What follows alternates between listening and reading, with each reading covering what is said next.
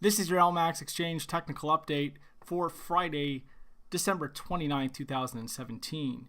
Euro dollar. So the euro starting to make a little bit move here in this middle of this big range that we've seen since going back to July. We did see that 2017 high after July, but if you can see here, the market's been pretty much sideways since July, and the market now looking like it could be poised for a retest of that 2017 high. Certainly the consolidation that we've seen was preceded by a big breakout in 2017, so it is classified as a bullish consolidation, and a break back above 2093 would open the next major upside extension and a bullish continuation up towards the 126 to 127 area.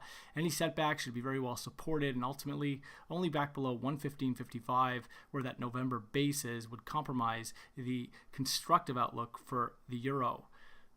Sterling dollar. So cable has been putting in a series of higher lows and higher highs throughout 2017. The market looks to be putting in that next higher low at 30.25, and a break back above the 2017 high, which comes in at 36.60, will confirm and open the door for the next major upside extension here towards 142. At this point, only back below 130.25 would negate or delay the constructive outlook for sterling dollar. Dollar yen. So dollar yen has been confined to a range trade over the past several months. The market most recently stalled out by the top of the range, and so that does suggest that the market could be poised to roll over back down towards the range low. At this point, though, we would need to see a breakdown below 110.85 to really encourage that prospect and accelerate declines. Euro Swiss. So Euro Swiss traded up this week to another 2017 high. 2017 was a very constructive year for Euro Swiss, which broke above a 110 barrier and then 112, and then all the way up above 115 into towards 118.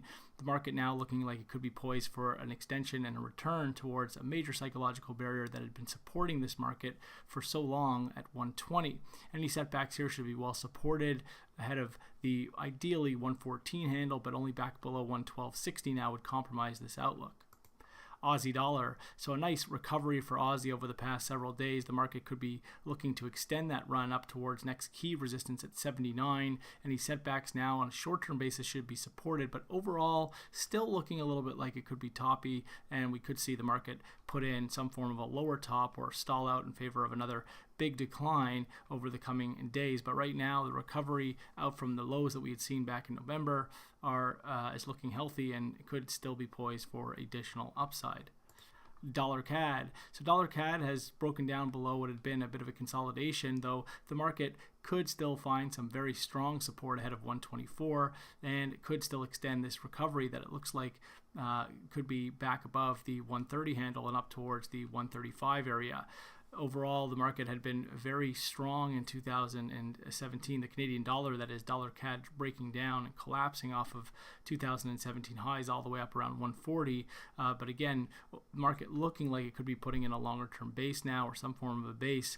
And only back below 124 would compromise that outlook. And so looking for the market to stall out into this dip and trade back up could be a interesting proposition. Kiwi dollar. New Zealand dollar has broken back up out from 2017 lows, establishing a base of some kind. The focus now would be on a potential push towards the 72 area, which would be a kind of inverse head and shoulders objective, and also coinciding with that high going back to October 17th of 2017. But ultimately, the market is being very well capped since topping out in 2017. And so if we get up towards the 72 area, wouldn't rule out the possibility for another topside failure and a big bearish reversal. SPX 500 has pushed continuously to record highs all throughout 2017, has shown no signs of let up, and at this point, as we continue to highlight, the market would need to break down below the low that we had seen back on the 15th of November at 25.57 to take the immediate pressure off the top side. Until then, fresh record highs should not be ruled out.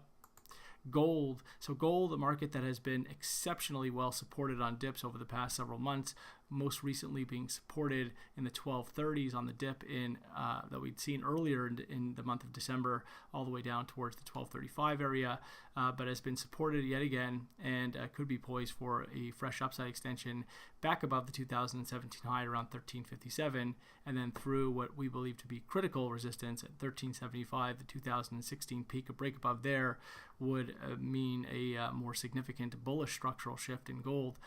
Overall, we're going to have to wait and see now with the market back into the middle of this choppy range that we've seen. But again, the market looking more constructive than not and well supported on dips, and we could see now an acceleration back towards the 2017 high and a retest of that 2016 peak further up. Only back below 1200 would compromise the constructive outlook for gold.